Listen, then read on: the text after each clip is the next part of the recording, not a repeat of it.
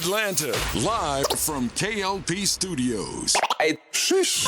Ever wonder what went down behind the scenes of our top stories? Say what? Then tune into What Had Happened Was, the only radio station that takes you straight to the source. From coast to coast, tune in now as we dive deep into the stories, the drama, and the moments that shape the culture with The swanky one, new K.L.P. and With your girl, Evelyn Letitia. live, Swanky 93.3 and the Heat 94.6 radio stations, or wherever you get your podcasts from.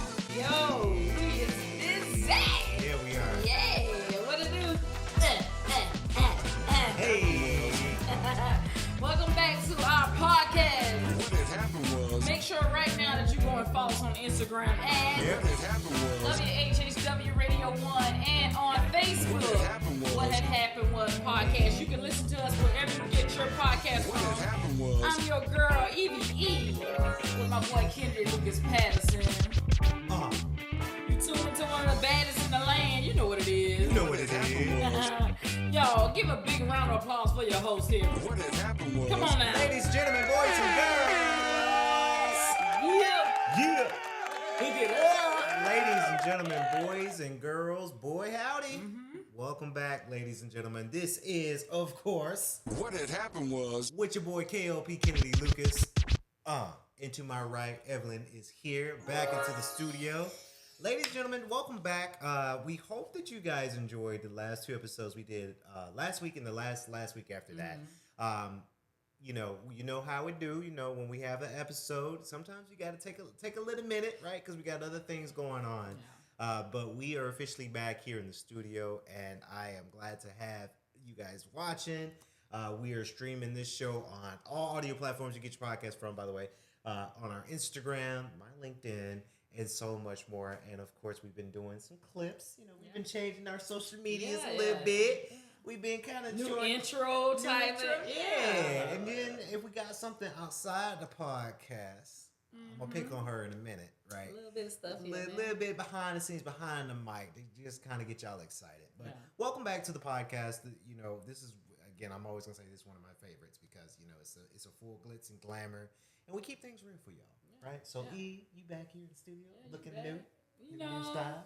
Over 3,000 views on the reel. There's that we just some posted. stuff. So what's been going So, on? you know, What had I happened told y'all was- last time Yeah. when our last episode recorded, and I said, you know, it's going to be a different look, Yeah. cutting some hair and stuff. So I did cut my locks all in. Let me give y'all the full, you know. Okay. She did cut them, you know, and I made a post on social media that said, it's not that deep. It's not that deep. And it's not that deep by Tank and the Bangers. Yeah. And the reason I did, because, you know, sometimes when people cut their hair, all of a sudden people go, you all right? Is you going through anything? Oh, man. Oh, what's happening? You know, and some people do cut their hair because they're going through like medical stuff or this and that, Yeah. or they may be depressed. Like, but I made sure to add that song. It's not that deep because I didn't want people to like be going in. I'm like, y'all, I cut my hair, Right. but I did cut it for a specific reason. My locks. This is the third time around that I've had locks, and the last set I just cut off, I had in like August 22. Yeah. Is when I got those installed. So it's been about 4 years. Oh, wow. And when I first got them installed, and when I say installed, I'm not talking about fake hair or like, you know, lock extension. That was actually my hair. Mm-hmm. The young lady that started them, she's like, do you want the grid method or the box method? And I've always had like the box, like the squares versus, not the grid method, I'm sorry, the box method versus the diamond method. And I've always had the boxes. And I said, well, let's try the diamonds because I ain't never had those. Right. And I think just the way it was diamond and in certain areas when my hair started getting longer, it looked like it was thinning a little bit. Oh, And I okay. recognized that. And so I had went on YouTube and I saw where people can cut their locks off and restart, like where their new growth is, they can redraw, do their grid. Right. So I asked my women's group, I was like, can anybody redo my grid for me? And someone told me yes. And I had worked with this person in the past where they have retwisted my hair. Mm-hmm. And so when they got ready to do it, though, they didn't cut all my locks off. They just cut through the diamonds and separated like that. Right. And retwisted, which I didn't ask any questions because I'm not a loctician. I know how to take care of my locks once they, retwist and everything and wash my hair. Yeah. But I didn't ask any questions. I thought maybe it was just a different method. But I think the way that she did it, as my hair got longer, it got heavier and the base wasn't supporting. Yeah. And so it started thinning. And literally, and I'll show you a picture after we get off it, but literally here at the crown, back in March, my hair was it was like a big bald spot that was forming. And on the side, in certain areas where it was just getting too heavy. And so when I cut those particular ones off that was hanging on by strands, my hair started filling back in. And so that's why I've been wearing up in a ponytail, just to kind of keep tension from hanging down, but also to cover the middle that was really thin and balding. Right. But then I said, you know what? Let me just cut them all off. Let my hair grow back out, and when I get them reattached, because I still got my locks, I deconditioned them, dried them out, stored them, so I'll reattach them later. But that's why I did this. So this is gonna be me all spring, summer, fall. Maybe around December, January, I may attach them back. Just depends on how long my hair is at that time and what I'm feeling. But they'll make a comeback one day. Hey, yeah. I like it. That new. Yeah, but the good thing about it is now I can go back to wearing some of my short wigs that are real into the scalp because my locks got so long to where it was getting harder and harder to fit them under shorter wigs. The big ones fine, but the shorter ones now I can rock a little. Yeah. But yeah, that happened. Hey, I love it. New me. Yeah, get into it.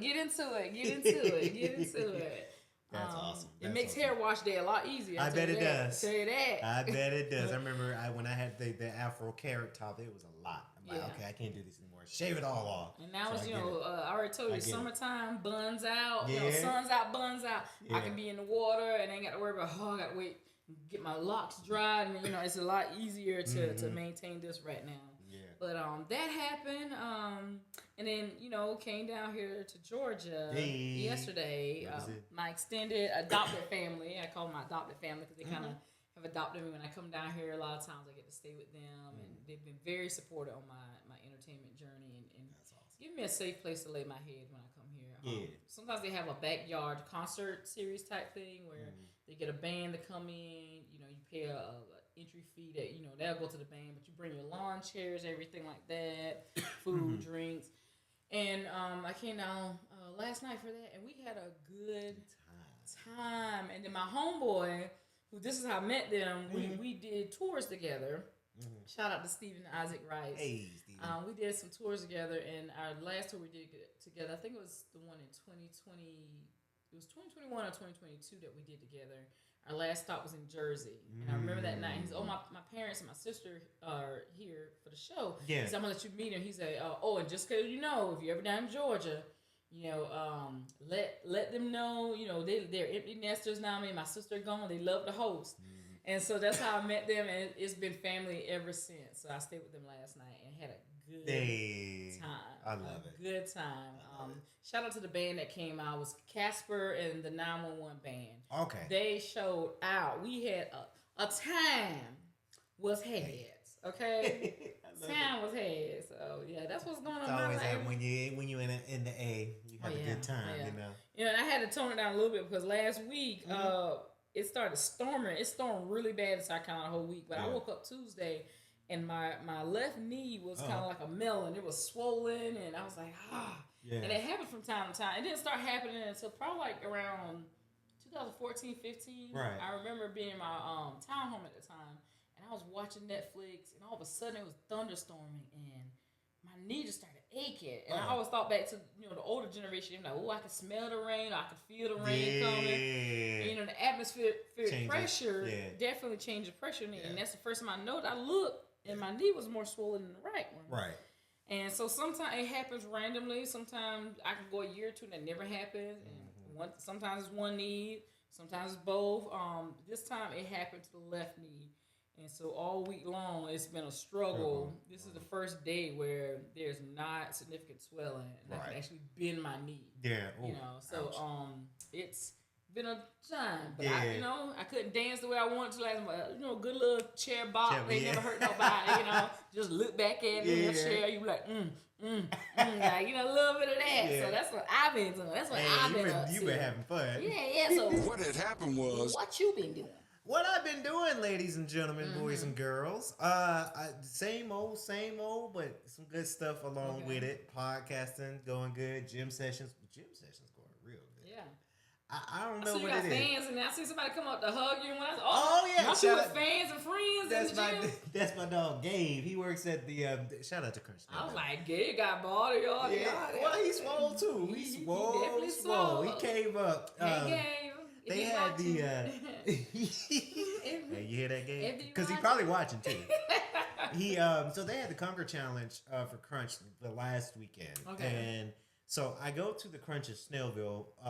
That's my home gym, but I go to the Duluth one because Snellville, they're under construction right now. They're renovating, so we all go to Duluth because, like, for me, if I'm paying my membership, I need to use the full thing. Yeah. So they had the Conquer Challenge. They moved it to Duluth. So all of my train buddies and gym buddies that work at Snellville was in Duluth, and they were having fun, and they were like, "Kenny, what you doing here? You in the wrong gym?" I'm like, yeah, I know. Like, yo, that $1 million renovation is y'all closing some stuff. So he came up. He's my guy. We talk about live. We talk about life growth and whatnot, along with all the other gym buddies that are there too. So just the love is so impactful for him. Now, did it change the color scheme of Crunch, or did they have different color schemes? Because on my way to the studio today, I was about 15 minutes out, and there was a Crunch that I rode by, and it was blue. Like the hand and the Crunch sign, it was blue, and I'm used to it being orange. Or am I tripping? Is that a Mandela effect? So they have orange, blue, and a mix of purple. Okay. I think they don't do purple that much anymore because Planet Fitness is purple. Gotcha. But the main scheme of if you walk into a Crunch, it's usually orange and black. Gotcha. Because that's the thing. I was like, I could have sworn the sign was supposed to be orange, but it was blue, and I was like, did they change it, or is that just another option they have? Now it could be because I know a lot of the Crunch gyms, the old buildings have that blue, but then some of the newer ones have the orange. Okay. So it could have been like an older one that may have not been renovated yet. And you may see it when it's like 15 minutes from the studio. So probably. I wonder what. I don't want to give out where the studio at, but I wonder if it's that one. We need y'all rolling up on us. Those are their three color schemes. So we did that last weekend, and I'm learning to take my rest days. I'm getting a little, some swollenness. Everything else is going pretty good. Dear Isaiah, still streaming on Apple TV, YouTube TV, by the way. And this weekend, Battle of Atlanta 2026. Oh, I'm gonna be, because I'm the audio engineer for that program. They have Friday, so they have Battle of Atlanta presents Friday Night Lights on Friday, and then you have Battle of Atlanta presents Battle Zone on Saturday. Gotcha. I'm so dope and excited. If I didn't have to be in Fort Mill on Saturday, I would have been like, pop on over. Do you need an apprentice? Give me a backstage pass. I'll work with you. I would get that too. Basically, what it is a worldwide karate tournament that the Truth Brothers, they own the entertainment company as well. They go through my buddy Matt, and I'm under Mahoney Media as a contractor, and then he contracts us out to come out and to help produce the show. So that's my weekend plans this coming weekend. I'm so excited. Things are looking up. It's been a good week and a half of just preparing some stuff and just doing some things, cooking some stuff. Had a keynote, K.L.P Entertainment keynote last weekend, and we talked about Guardians and my next few projects we got going on. So, and the changing of podcast schedule. Well, I'll get into that in my other show, but yeah, that's really what I've been going on. And I forgot something. Look, for what I was about to say. Of course, we're still working on Aggie Pride, but my production team, individually, we're all also working on short films, and so I do have a short film that is almost complete, but we'll be shooting mine on July 18th. So stay tuned to look out for casting notices. My particular short has 5 cast members. And 2 of those roles are very short. Well, 3 of them are very short. The majority is the 2 main characters. So it'd be older black male, older black female, a young black female around between the ages of 5 to 7, and then mid, I would say late 20s to early 30s, young black female, same age group for a young white female. So those would be the two main leads. But I'll be posting stuff about that, and we'll make sure we get up on our. What had happened was, IG site. Yes.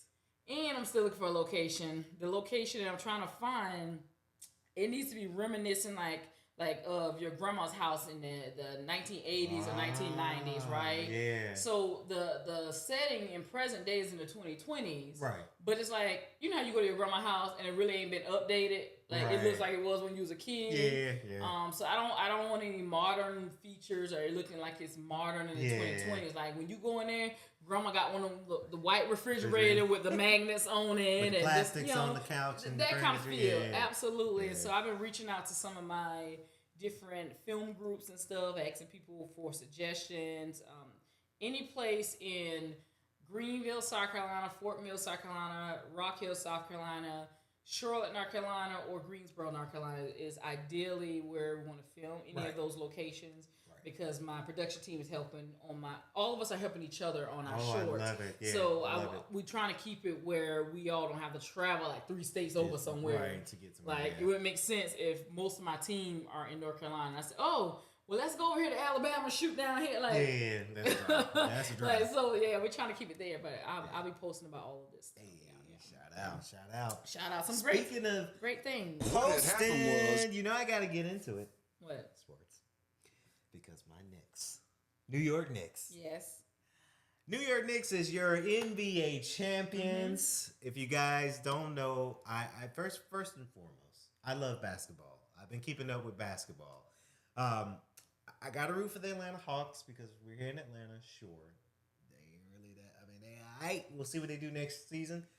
OKC, Shai Gilgeous-Alexander. I am a big fan of him. I'm a big fan of his style play.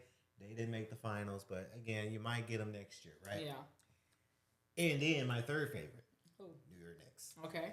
New York, I've been there 4 times. I got 3 documentaries about New York. Go check those out. But I love New York culture. I love the city of New York. I love going there. I love the food. I love the people. I love the atmosphere, right? And it's so exciting for a lot of podcasters when they're talking about it because my favorite. Joe Budden. He's a big Knicks fan. I'm sure his next episode is going to be ballers, right? So New York Knicks, if you guys don't know, they won in Game 5, and that was the determining factor. If they won in Game 5, then they are the champions, right? Because they won now, 4 out of 5, and then Spurs only won 1 out of the 5 series. So they're granted the championship win as well. Jalen Brunson was named MVP. Well deserved. 45 MVP. Points he dropped in the finals game. Jalen Brunson, this man, and it's not to say that Shai Alexander's not great or Trae Young or Victor Wembanyama, but Jalen Brunson is a different breed. He's an animal, and I think he's a different breed because he is not your typical. And this is just my take, guys. He's not your typical super shredded. I mean, he's, we got the muscles, but he's not like super shredded. He may not be as super tall, but that man is an animal, right? He goes out there and he gets busy, and he really wanted this for the New York Knicks because this is the first time. And I want to say, how many years was that? Since 1973. Right. So that's 30 years? Well over 30 years. You know my math. So like, I had to ask you, what? How many years? Like 50 years. Oh, okay. Yeah, you're right. I had to really think about it. It's been a minute for them to win the championship, right? So now that they finally get the win, I bet New York is going bonkers. I'm a big fan of the Knicks. I just want to say congratulations to them. I hope it's well deserved. Hopefully they go to Disney World and they relax. They're champions now. They're done with work until preseason and practice, and then draft happens, and then the next season happens. After that, a lot of celebrities came out to there. You got Ben Stiller, Chris Rock, the mayor of New York. Let me tell you, let me tell you, he know what he's doing. He's a good mayor. He's a good mayor. Spike Lee. Spike Lee was there. Yeah. I think, because everybody's saying it, Spike Lee's one of my favorite, probably both of our favorite, one of our favorite directors, right? He's at the game, dripped out in Knicks gear, orange or blue or both, full suit with the hat, the glasses. He gets custom stuff made for the game. Custom stuff made, right? Because his new movie, Highest to Lowest, made a lot of money. So you know he got that money to make those custom fits. Everybody is saying online that he should also get a ring. He stood 10 toes down for over 50 years. Yes. Because from 1973 to now, it's 53 years since they've won a championship. Yep. And he's, you know, you got a lot of people that they may support somebody for 10, 15, maybe even 20 years. But then they'll just jump and go to another team, right? Yeah. But Spike has always been there showing up. And people are saying, where's his ring at? Where's his ring? They need to make it happen because he had some viral moments this season too when he pulling out in the suits and obviously he's a big Hollywood star and director, you know, it's Spike Lee. But like, if I was the owner of the New York Knicks, I'd be like, okay, okay, it costs this much to make it. Hey, Spike, what's your ring finger size? Okay, we got you, right? That's something I would do if I was the owner of the New York Knicks. And everybody's online saying that he needs to get a ring. I think he needs to get a ring too. Because he's just a super fan, right? He's a super fan. So I just got to say congratulations to the Knicks. It is a great week for New York. Although I'm not from New York, I'm from Atlanta, but I represent New York because I've been there. And I remember the first time, it was in 2022. Yeah, 2022 when I stepped in New York for the very first time and we were filming. I'm like, and then like my little brother went with me and he was like, "You all right?" Like, yeah. This is my first time in New York. This is a different world. This ain't Atlanta, right? Yeah. There's buildings as far as my eyes can see all around me, and this is a different environment. So I ride with New York. Yeah. And it was a great series. Yes. You know, when we talk about Game 3 was the first game in New York, and it kind of pissed a lot of people off because one, you know, they had planned on having all these watch parties right around the arena and everything like that, but somebody in the White House decided that they wanted to come to the game. Yeah. Now, no sitting U.S. president has ever came to a finals game. But because of that, they had to do all the security measure, which meant they had to clear out blocks around, you know, the arena. So they didn't get to have the watch parties that they usually do. A lot of business owners lost a lot of money, too. That's a lot of revenue. Yeah, like, people come to your bars and your restaurants and stuff to watch the game right around, you know. Yeah. And so that kind of pissed people off, and the fact that after all of that, we catch you on camera sleep. You at the game, but you sleep. Yeah. Like, you wasted people time. Quit paying people time. That, and then, you know, so they lost. They ended up losing Game 3. They were on the verge of losing Game 4. Right. It was a 30-point deficit. I remember I was at the house because I was working on my script. And I went to check the score online, and it was the third quarter with like 3 minutes and something left, and they were down by like 27 at the time. I was like, God dang! Like what happened? And then all of a sudden, and for me, when I see that, my mind doesn't immediately count a team out because you got 3 minutes and something left in the third quarter, and you got the whole entire fourth quarter. Me as a basketball player, I know how quickly that tide can change with that much time left. And lo and behold, I got to ride in, and I never got back to the game. And then, like maybe the last 30 seconds, I look up, and the game is like tied, or they're down by like 1 or something. I was like, what? 30 that what? And then the Game 4, the offensive rebound tipped back in to win the game. That in itself also made history. The largest blown lead in a finals game to come back and win. And this is one of the things when I talk about fundamentals. I got a nephew that plays basketball, and he's going to be a senior this year now. Hey. He plays varsity. And every time I was coming to his game, I always be shouting like, "Box out!" And he would tell me, like, "You need to why you don't coach?" I'm like, "I just don't have the time, baby." Like, if I had the time, I would coach. Yeah. I'm very fundamentals, because a lot of times when teams are getting 2 and 3 second chance shots on the offensive boards, because one, y'all ain't boxing out playing defense, right? And then I've always grown up, our coaches, if you shoot the ball, you're supposed to follow your shot. Right, yeah. Whoever is at the top, most like back at the key, that's the person that's going to be going back on the fast break. If they get it, that's the person furthest back. But I see so many people, the ball is shot and everybody just kind of standing. Now imagine if that last shot that was taken by Brunson, if none of his players went and crashed the boards. The only reason he was able to tip it in, because he went to crash for the rebound. And I'm just like, stuff like that, I like to see that in real time because it gives a visual, especially for kids and the youth who are coming playing ball. Right. Like, this is why you follow your shot. This is why you crash the boards to get those rebounds. Because that difference in that rebound is a difference when you win in a game. Right? We could be pushing for a game 6 right now had the Spurs won game 4. But we didn't have to do that. Nope. And then to come out in game 5, I got to finish watching that last night. That game was, and even with that, I can't think of his name right now. I think it was a Spurs team, but you got on the line and you miss your free throws. Oh yeah. I remember my middle school basketball coach at the end of every practice, she would make everybody, the whole team, we on the line. Ooh. We cannot, not suicides, but everybody. So say we had a team of 15 people. Right. She'll just be bouncing the ball and then she'll throw it to somebody. She throws to you. You got to come to the free throw line, and she'll say, right now you're down by 1.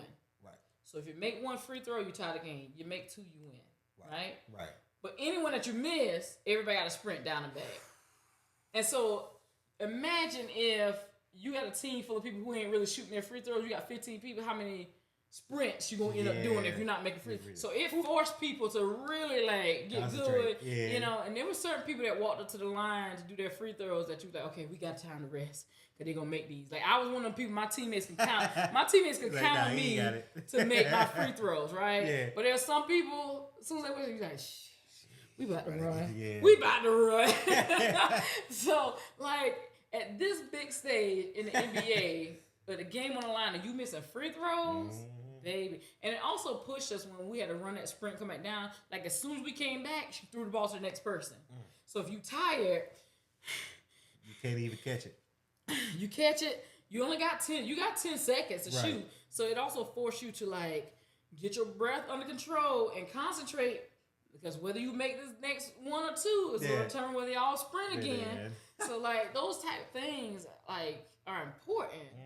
But, shout out to the Knicks. That was a good series, good game. I think Wemby played good. They're still a young team. Yeah. To get there is, to not win the finals isn't that big of a defeat as people would make it seem. Right. People are going in about the Spurs and everything. I said, but they were there. They were there at the finals. Some of y'all's favorite teams and that you pulled for weren't there. Other teams were there. To even make it there is success in itself. But, the Knicks pulled it out and they're very deserving of that. Yeah. And I know New York is just... They having a party still. Yeah. Still. Like I said, my homeboy that was at his parents' house last night, he actually flew in to surprise them.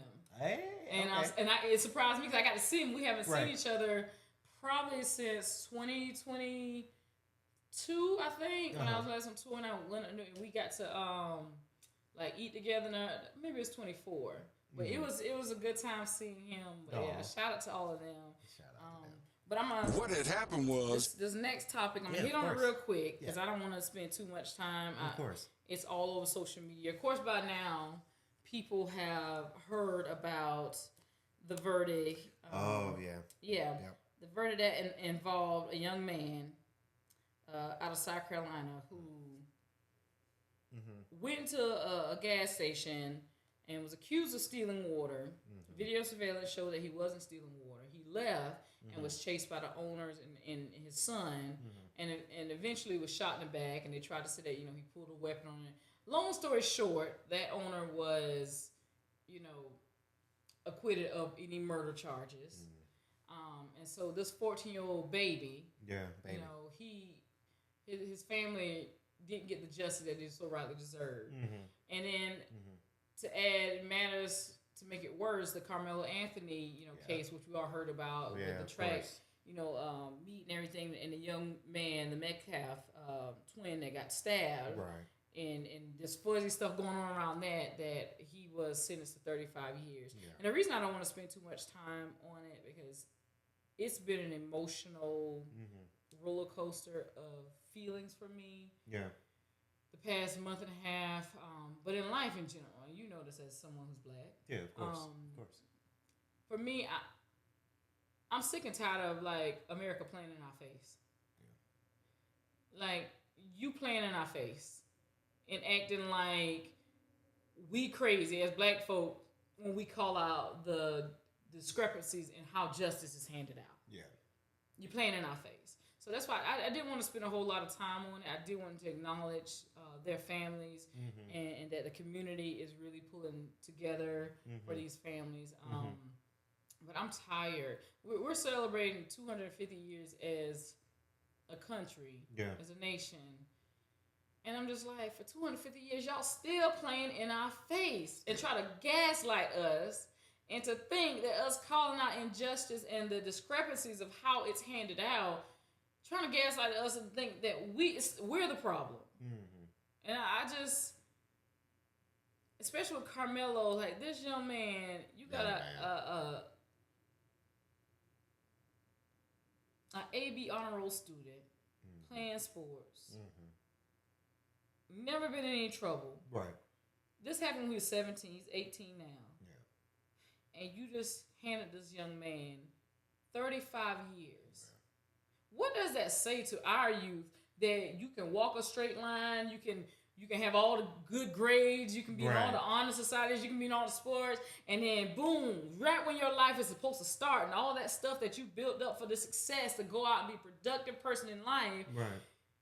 Your life is taken 35 years. Of course, they're appealing it now, which I hope that this appeal goes in their favor. Because for you to have a jury of his peers and not one person of color is on there. Yeah, it's like, is it personal? Is it attacking our community?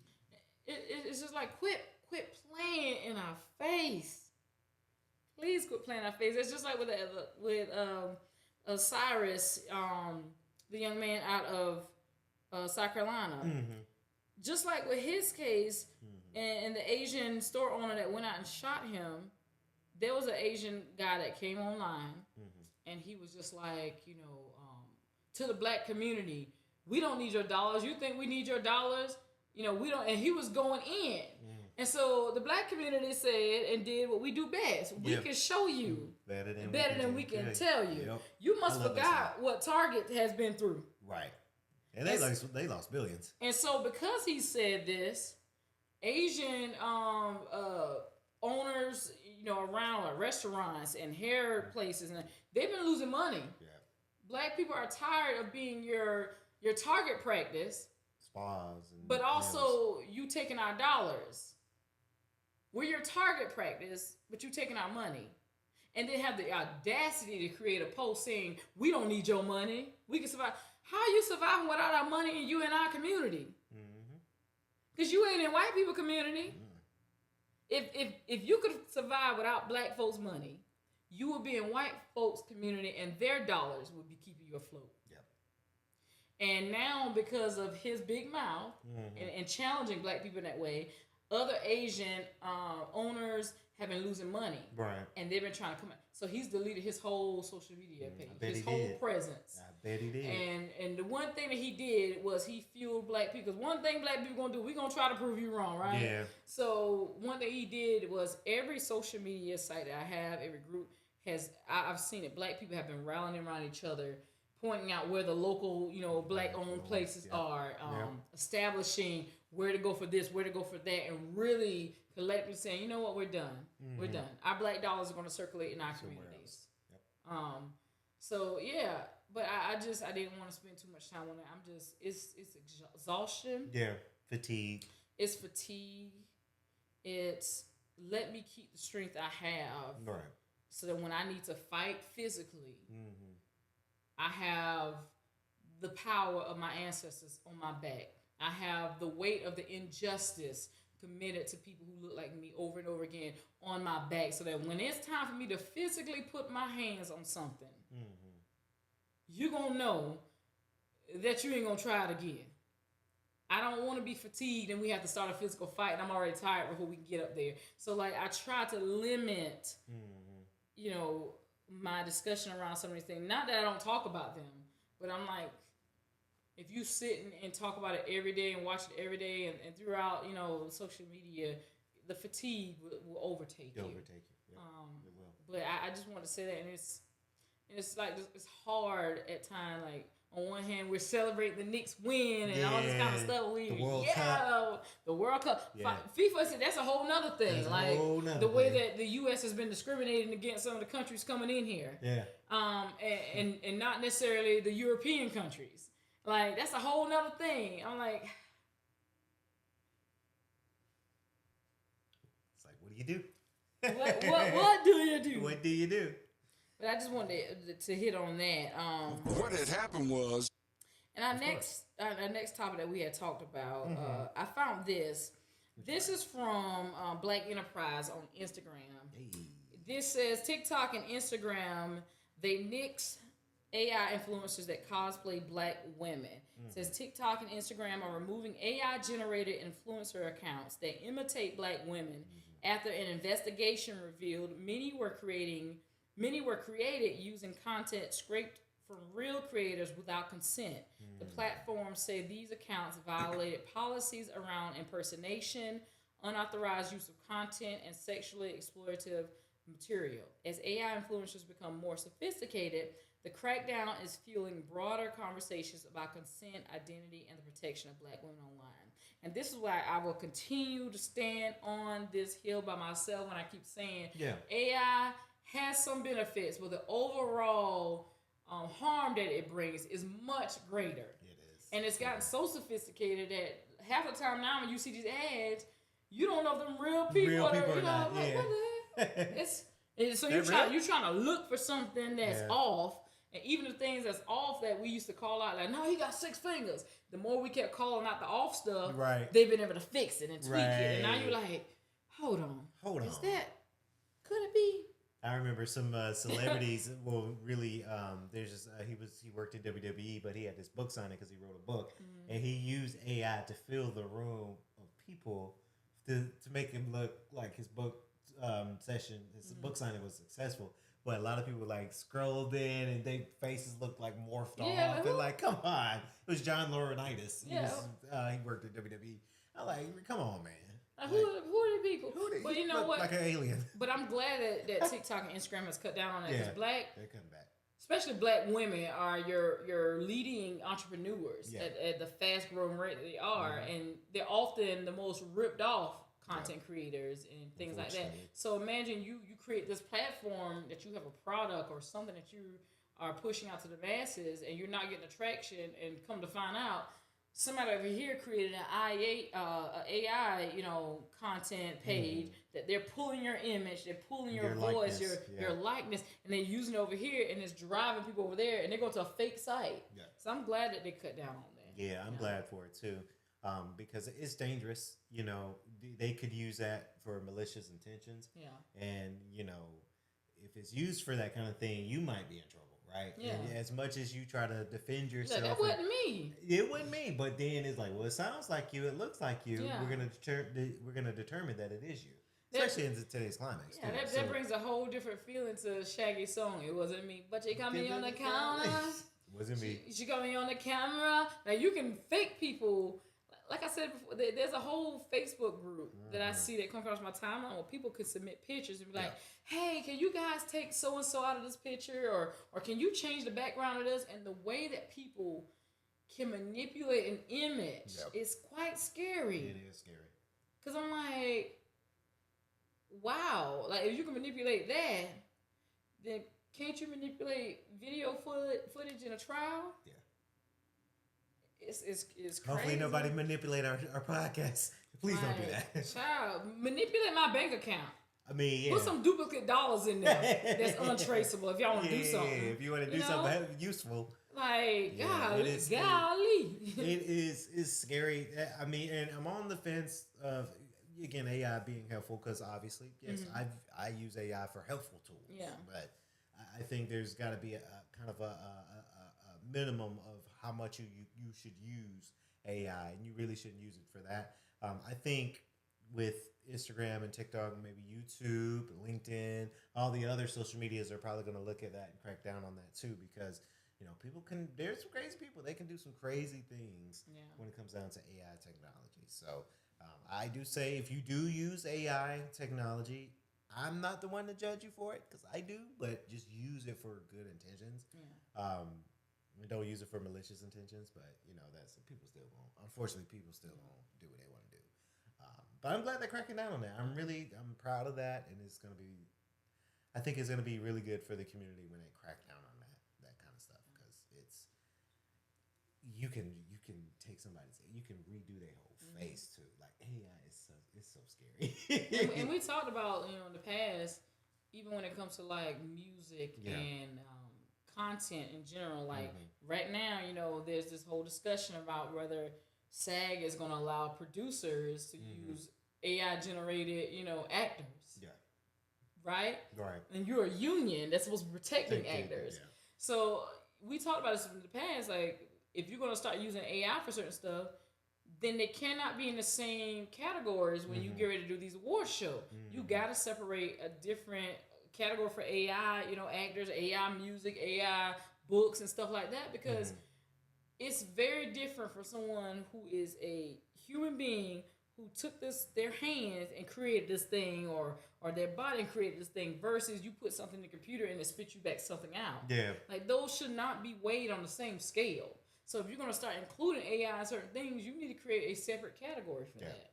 Like, I think so. That's only fair. It's kind of like, with music, and a lot more people, and I see a lot of these programs pop up about how you can do your music production and stuff like that. Like, there's, to a certain extent, you can't call yourself a full music engineer if you didn't engineer all the parts and pull everything together. Like, if all you did was type in a prompt in the computer and say, give me a blues beat, and it just generated this whole track for you, I can't say that you are the same music producer, engineer that Missy Elliott is if she's making her stuff from scratch. Or Pharrell or Timbaland. Yeah, I can't put you in, Yeah, no, that makes sense. I'm not saying that you're not talented, because some of the AI music that is bomb. Yeah, it is. Like, I'm like, oh, this is dope. I can hear it. Like, but you cannot put that in the same playing field. Yeah. No, that makes sense. Yeah. But I'm glad they're cracking down on that for sure. Speaking of what they cracking down on. What had happened was, if he could hit the button. Look, push your button. So you mentioned about my friend Gabe and the gym buddies, and I wanted to talk about this because I think this is Gabe. No, let me quit. I need to go back. I need to go back now and look at Gabe. I'll see if I'm remembering how he look. Look, I might be sitting here hyping somebody up, and I'm like, dude swole though. I ain't gonna lie to you, dude swole. Oh, that's him. I don't remember him looking like that. Yeah, but gym culture, is still kind of thriving. I did see something on TikTok that a few years ago people got into the gym and like people did content on the gym, and people are starting to feel the influencers, they're starting to feel like, okay, well, your life is not always about the gym anymore, right? So things are changing in that aspect. And maybe they might come back to the corner, because luxury gym chain Equinox. I've heard of this brand. Will I go to this brand when I make that kind of money? I'll stick to Crunch because I pay a membership and it's decent. But Equinox is coming to Buckhead Village. Expecting to open next year, 2027. Buckhead. You've been to Buckhead? Yeah, it's pretty expensive down there. Pretty expensive down there. Pretty penny that you're gonna pay down there. I think this is a great market. I'm always going to say, when I see new gyms or new gym franchises opening up in Atlanta areas and more areas, it makes me nervous for all the other commercial gyms. But I feel like this one, Equinox, is going to be different because they're using the word luxury. And I'm excited for them, but I'm nervous. Here's why I'm nervous. You have the word luxury. Things are high. Will people want to pay $100 a month to go to this very expensive gym? Not saying that they're charging $100, but like when you have the word luxury, and now they say, okay, we can charge a premium price for this, how many people would do it? And that's what makes me nervous about them, because a lot of people some people say, hey, I'll go to Planet Fitness, I'll go to Crunch, I pay a nice, decent price, I'll stick with what I got, I'm not spending an arm and leg to use the same machines that I use at my commercial gym. Yeah. Maybe Equinox might have it to where they're offering something completely different. But here's another thing that makes it nervous between Equinox and all the other gyms. Gyms, whether you're luxury, commercial, or private, it feels like to me that they're offering the same thing. Okay. So it's like, what do you do differently? Like for Equinox, if you're watching, if you want to sponsor us, you can. Yeah. But we'll come try it out. We'll come try it out. But what are you offering different than what Crunch is doing or what Planet Fitness is doing? Are they bringing around like drinks and serving? Right. You know, here's a cold towel, sir. Right. And you got it at Lifetime Fitness and LA. They got the basketball court, the swimming pool. Cool. A lot of people don't use that stuff for what I've seen, right? Basketball court, they would go to a private court. The pool, people are really skeptical about community pools. I'm one of them.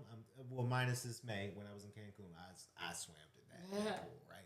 But I was at the adult pool, so a lot of people feel iffy about. What do you mean adult pool? Like versus, or you talking about like in the family pool? You think the kids are gonna do something there? Yeah. You don't think adults got fluids rolling around? I mean, that's why I'm joking, because I know some adults, they probably did some things in the Cancun pool. I'm just saying. I'm speaking from experience, may or may not. Yeah, they might. There was this couple that in Cancun, real quick. There's this couple. It was the pool in Cancun. These couple, they were a cute couple, but they were like, grinding. I'm like, can y'all need to go to y'all room? There was a time. It was a time. I'm like, okay. I had my Ray-Bans on. Like, oh, okay. There's a time where a pool hate to see us come. Yeah. Just gonna say. But that's why it makes me nervous. It makes me nervous for that particular gym. Like, what do you offer that's going to be worth the money? Because the economy is up right now. So how do you make it different to make it worthwhile, right? Will it be where, because I've also seen it that some of the ladies out there in the world, they want a woman's only gym, which I understand. I get it. And there are some currently like around. Yeah. And I get it, because ladies, they'll pay. If it's premium, they'll pay for it. Yeah. And that, hey, I get it. So it makes me interesting for Equinox. Congratulations, welcome to Atlanta. I know traffic's gonna be heavy if everybody get into it. I think everybody here in Atlanta will go try the gym out for social media contacts and then see how much it costs, and then say, okay, well, I pay way cheaper with my commercial regular schmegler gym, so I'm gonna stick with what I got, right? So. Shout out to them. I love the gym culture. It's awesome. First of all, when I hear the name Equinox, I automatically think of the car. It's SUV. Yeah, I'm like, y'all ain't had no other names? Yeah. But that's why I automatically think of. But you said this was a brand, like a chain already? Yeah, it's a chain already. It's a luxury gym. Okay. I think this is the first commercial gym here in Atlanta. I know they have it in New York. I think they have it in California. I think they have it in Texas. Correct me if I'm wrong, guys. I think there's one in Texas. So they're they're established, but they're kind of breaking into that scene, right? Mm-hmm. It's kind of going back to where I think we talked about it when we talked about Lululemon. Oh yeah. Hopefully, and I wish Crunch would do this a lot more. Your merch, right? Bottles, gym attire, official good quality gym attire, because that's what Lululemon is doing. And then we did, because Lululemon is opening a gym. I think that was in New York. First ever gym in New York for Lululemon. So maybe Equinox might do that same thing and say, hey, we're doing a whole brand spread. I mean, I would. If I had $100 million, I would. But shout out to them. Shout out to them. Yeah, shout out to y'all. Yeah. And shout out to y'all for tuning in today on the What Had Happened Was podcast with your boy me. All right. Now remember what I said. You gotta follow us on Instagram at WHHW Radio 1 and on Facebook at the What Had Happened Was podcast. What had happened was, catch us wherever you listen for your podcast. What had happened was, I am your girl, Evelyn Letitia. Yes, I am. And my boy Kennedy Lickers Patterson. Boy, howdy. Make sure y'all tune in next week. What had happened was, and make sure y'all are just there's a lot going on in the world.